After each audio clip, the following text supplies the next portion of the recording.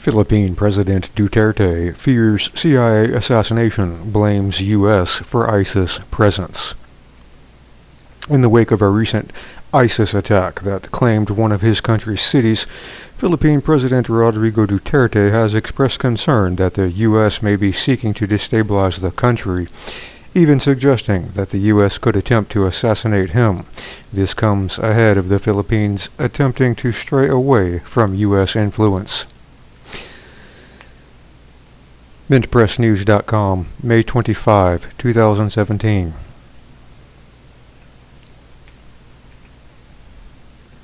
The Philippines has become the first nation in Asia to have one of its cities fall to the international terror group ISIS. Clashes between militants and Filipino security forces began Monday night in the southern city of Marawi as the government raided a home where the leader of the local branch of Daesh, Isnilan Hapilong, was believed to be hiding. Hundreds of gunmen descended upon the city following the raid, including Daesh forces and members of militant groups that have pledged allegiance to Daesh, including Maute and Abu Sayyaf. Abu Sayyaf also shares links to Al-Qaeda, an unusual arrangement considering that Al-Qaeda and Daesh are ostensibly at war with each other. As Daesh takes control of numerous landmarks and most of the residential areas in the city, the Philippine Army continues to control most of the city's military bases and government buildings. Heavy fighting continues as the Philippine Army attempts to reclaim areas lost earlier in the week. Marawi, home to a population of around 200,000, has already seen several Christians taken hostage. In response to the chaos, Philippine President Rodrigo Duterte cut his visit to Russia short and declared martial law in the entire region of Mindanao where Marawi is located. The circumstances of Daesh's advances in the Philippines are interesting, as its takeover came hours after an RT interview with Duterte aired, in which the president offered sharp rebukes of the United States, including the suggestion that the U.S., particularly the CIA, is seeking to destabilize his administration. Though Duterte asserted that he enjoys a friendly relationship with President Trump, he added that Congress, the State Department, and other arms of the U.S. political establishment are not in accord with Trump, making it difficult for him to count on the U.S. as an ally in his nation's fight against terrorism. Quote, ISIS has established a base in my country down south, and we are fighting terrorism just like any country, and we need arms, Duterte stated. Quote, and suddenly, 2 senators of the U.S. Congress said they will not proceed with the exportation, and I said no problem, I can always go to China or Russia.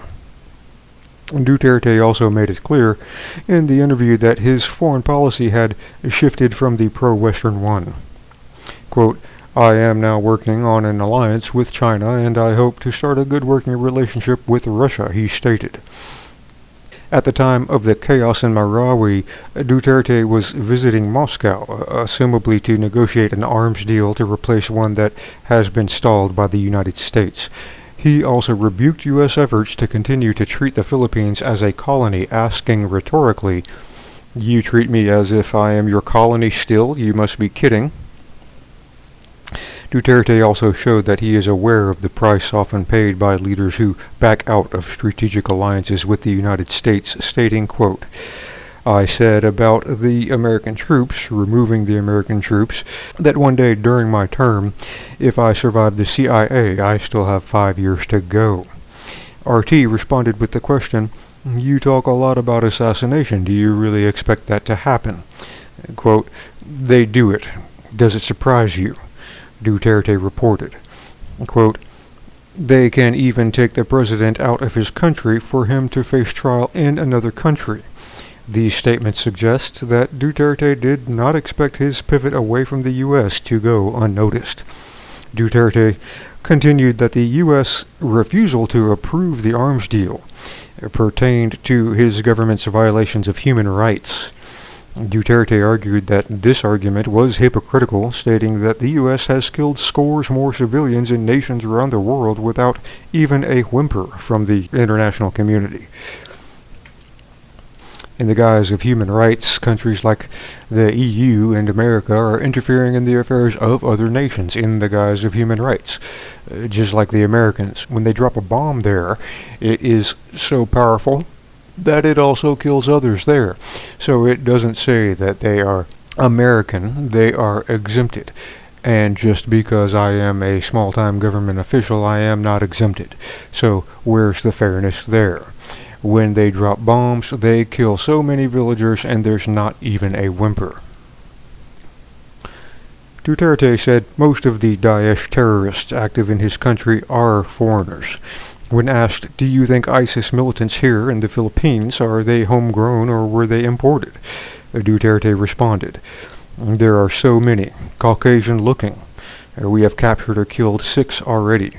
They are from the Middle East, mostly. A classified CIA report dating from 2012 claimed that the U.S. could use Daesh as a tool to destabilize and overthrow Syrian President Bashar Assad, a tactic that the U.S. has indeed utilized in the years since.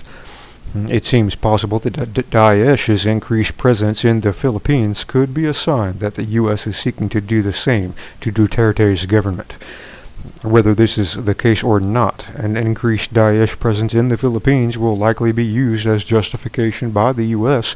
to step up its military presence in the Philippines and keep Duterte from leaving the U.S. behind as he seeks to ally his nation with Russia and China.